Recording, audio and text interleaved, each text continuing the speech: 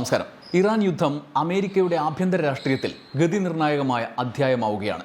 Israel പക്ഷപാതിത്വവും ജൂതാഭിമുഖ്യത്തിൻ്റെ പേരിലുള്ള യുദ്ധക്കൊതിയും കൊണ്ട് US-ൽ തെരഞ്ഞെടുപ്പ് ജയവും ഭരണവും സാധ്യമാക്കാം എന്ന കാലങ്ങളായുള്ള ശീലങ്ങളെ അട്ടിമറിക്കുന്ന നിലപാടുകൾ US-ൽ രൂപപ്പെടുകയാണ്.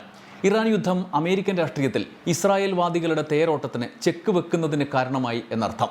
അഭിപ്രായ സർവേകൾ, ട്രംപ് ടീമിലെ വിള്ളൽ, ഇറാൻ യുദ്ധത്തിൻ്റെ സമാധാന കരാർ, ട്രംപിൻ്റെ ഗതികെട്ട അവസ്ഥ, ഇസ്രായേൽവാദ രാഷ്ട്രീയം എന്ന US-ലെ സേഫ് പൊളിറ്റിക്സിന് ഇറാൻ യുദ്ധം എങ്ങനെ അന്ത്യം കുറിച്ചു എന്നാണ് നമ്മൾ ഈ വീഡിയോയിലൂടെ പരിശോധിക്കുന്നത്. ഇതൊരു സേഫ് പൊളിറ്റിക്സ് ആയിരുന്നു. ഇസ്രായേലിൻ്റെ സുരക്ഷ അമേരിക്കയുടെ ദേശീയ താൽപ്പര്യമാണ് എന്ന ആഖ്യാനം റിപ്പബ്ലിക്കൻ പാർട്ടിയും ഡെമോക്രാറ്റിക് പാർട്ടിയും കാലങ്ങളായി അവതരിപ്പിച്ചു വരികയായിരുന്നു. ഇസ്രായേലിനെ വിമർശിക്കുന്ന രാഷ്ട്രീയക്കാർക്ക് തിരിച്ചടി തെരഞ്ഞെടുപ്പിൽ ഉണ്ടാകുന്നതും അവിടെ സാധാരണയാണ്.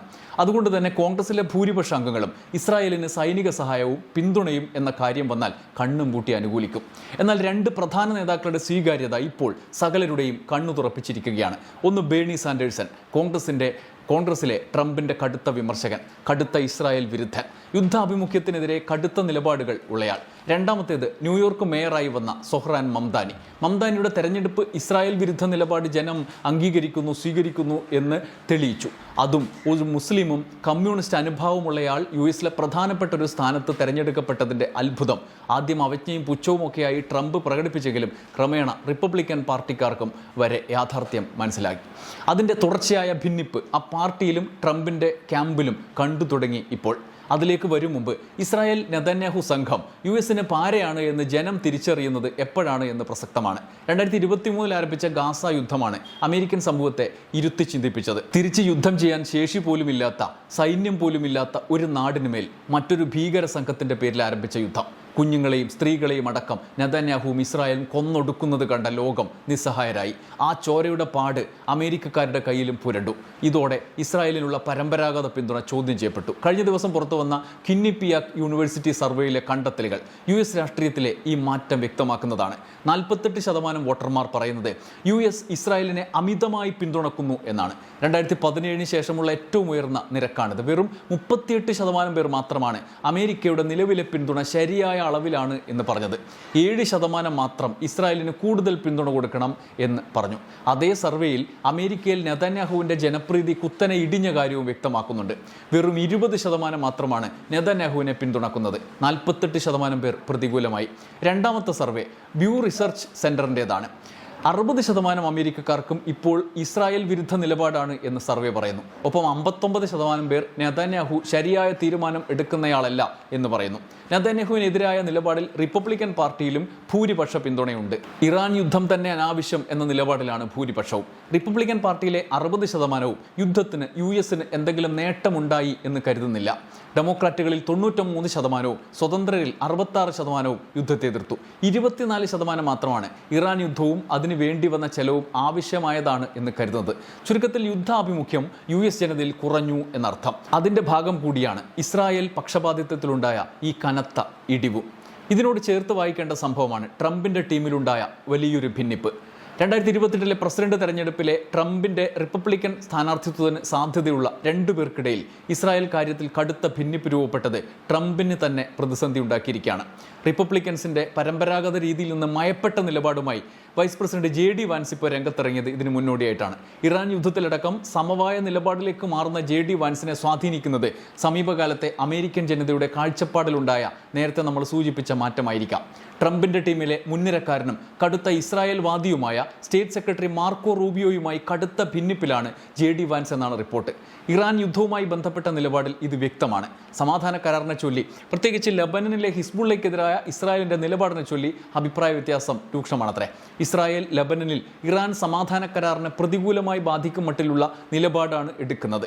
സമാധാനത്തിന് തുരങ്കം വെക്കാൻ ലക്ഷ്യമിട്ട് ലബനനിൽ നിരന്തരം ആക്രമണം നടത്തുന്നു. ഈ സാഹചര്യത്തിൽ ഇറാൻ യുദ്ധത്തിന് സമാധാനപരമായ സമാപ്തി ഉണ്ടാക്കാൻ വിഘാതമായി ഇസ്രായേലിൻ്റെ നടപടി എന്ന നിലപാടാണ് വാൻസിന്. കൂടുതൽ സമാധാനപരമായ സമീപനവും ഇറാനുമായുള്ള സഹകരണവും മുൻനിർത്തി വേണം മുന്നോട്ട് പോകാൻ. ഇസ്രായേലിൻ്റെ ലബനൻ ആക്രമണം ഒരു തരത്തിലും അംഗീകരിക്കാൻ കഴിയില്ല. ഈ നിലപാടിൽ വാൻസ് നിൽക്കുമ്പോൾ അപ്പുറത്ത് മാർക്കോ റൂബിയോ ഇസ്രായേലിൻ്റെ സൈനിക നീക്കങ്ങളെ ശക്തമായി പിന്തുണക്കുകയാണ്. ഇത് ട്രംപിൻ്റെ ആകെയുള്ള നിലപാടുകളെ തന്നെ തകിടം മറിക്കും വിധത്തിൽ അടിക്കടി മാറ്റത്തിന് വിധേയമാകുന്നു. ഒരു ഭാഗത്ത് വാൻസ്, ഒരു ഭാഗത്ത് മാർക്കോ റൂബിയോ എങ്ങനെ നിൽക്കുന്നു? ഇസ്രായേൽ പക്ഷപാതിത്വവുമായി നിൽക്കുന്നു. ഇറാൻ യുദ്ധം അവസാനിപ്പിക്കേണ്ട, ഇതങ്ങ് തീർത്ത് കളയാം എന്നുള്ള മട്ടിൽ നെതന്യാഹുവിന് പിന്തുണ നൽകിക്കൊണ്ട് നിൽക്കുന്നു. ഇപ്പുറത്ത് നേരത്തെ പറഞ്ഞ പോലെ ഇസ്രായേലിൻ്റെ നിലപാടിന് എതിരെ ഇറാൻ സമാധാനപരമായി അമേരിക്കയുമായി സൗഹൃദത്തിൽ പോകുന്ന തരത്തിലേക്കുള്ള ഒരു സമാധാന കരാർ വേണം എന്നുള്ള നിലപാടുമായി വാൻസും നിൽക്കുന്നു. അഭിപ്രായ വ്യത്യാസങ്ങൾ വൈറ്റ് ഹൗസ് നിഷേധിക്കുന്നുണ്ട്. എങ്കിലും 2028 പ്രസിഡന്റ് തെരഞ്ഞെടുപ്പിൽ റിപ്പബ്ലിക്കൻ പാർട്ടിയുടെ ഭാവി നയരൂപീകരണത്തെ ബാധിക്കും മട്ടിൽ ഇരുവരുടെയും നിലപാട് മാറിയേക്കാം എന്നാണ് വിലയിരുത്തൽ. അതിൽ വാൻസിന് കൂടുതൽ സ്വീകാര്യത കിട്ടുന്നു എന്നുള്ളതും പ്രധാനമാണ്. US ഇറാൻ പ്രാഥമിക കരാറിനെതിരെ രംഗത്തെത്തിയ റിപ്പബ്ലിക്കൻ നേതാക്കളെ വാൻസ് കടുത്ത വിമർശനത്തിന് വിധേയമാക്കുകയാണ്. ഇസ്രായേൽ അനുകൂലികളുടെ നിലപാട് അംഗീകരിക്കാവുന്നതല്ലെന്നും മാറിയ അന്താരാഷ്ട്ര സാഹചര്യവും ലോക സമാധാനത്തിനായി നിലപാട് ആഗ്രഹിക്കുന്ന മനുഷ്യരിലേക്ക് അല്ലെങ്കിൽ രാജ്യങ്ങളിലേക്ക് മാറിയതും തിരിച്ചറിയണം. ബെയ്റൂട്ടിലെ സാധാരണക്കാരുടെ ജനവാസ കേന്ദ്രങ്ങൾക്ക് നേരെ ഇസ്രായേൽ നടന്ന ബോംബാക്രമണം മേഖലയിലെ സമാധാനം കൊണ്ടുവരാനുള്ള US-ന്റെ ശ്രമങ്ങൾക്ക് തുരങ്കം വെക്കുന്നതാണ് എന്നുള്ള നിലപാടാണ് JD വാൻസിൻ്റെ വാദത്തിലുള്ളത്. ഇറാനുമായുള്ള സമാധാന ചർച്ചകൾക്ക് ഇസ്ലാമാബാദ് ചർച്ച മുതൽ JD വാൻസ് മുന്നിട്ടിറങ്ങിയതും നിങ്ങൾ ഓർമ്മയിലുണ്ടാവും. ഇതേസമയം തന്നെ ഇസ്രായേലിനെ ന്യായീകരിച്ച് മാർക്കോ റൂബിയോ നിലപാട് പറയുകയാണ്. യുദ്ധം ആരംഭിച്ചതിന് ശേഷം ഗൾഫ് രാജ്യങ്ങൾ സന്ദർശിച്ച റൂബിയോ ഹിസ്ബുള്ളയ്ക്കെതിരായ ഇസ്രായേൽ സൈനിക നടപടിയെ കണ്ണും പൂട്ടി പിന്തുണച്ചു. ഇസ്രായേലിനെതിരായ ആക്രമണങ്ങൾ മാത്രം എടുത്തുകാട്ടി പരോക്ഷമായി വാൻസിന് മറുപടി പറയാനും അദ്ദേഹം ശ്രദ്ധിച്ചു. അമേരിക്കയും ഇറാനും തമ്മിൽ സഹകരണാടിസ്ഥാനത്തിൽ പുതിയ ബന്ധം വേണം എന്നാണ് വാൻസിൻ്റെ നിലപാട്.